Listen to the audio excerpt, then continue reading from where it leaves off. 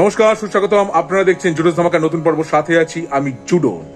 জিৎ এবং রাইহান রাফির একটি ছবি তৈরি হওয়ার কথা ছিল, সে বিষয়ে আমি ভিডিও করেছিলাম।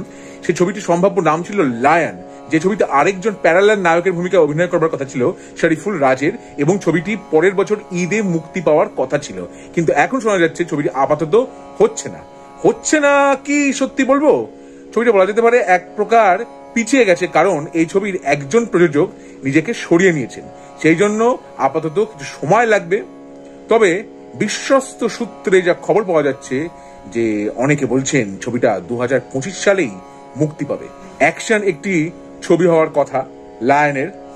তবে আগের ভিডিওতেও বলেছিলাম, এখানেও আমি বলছি, রাইহান রাফির উদ্দেশ্যে, যেহেতু ছবিতে জিৎ আছেন, ভারতীয় অভিনেতা, জনপ্রিয় অভিনেতা, ছবিটা ভারতে মুক্তি পাবে আশা করা যেতেই পারে।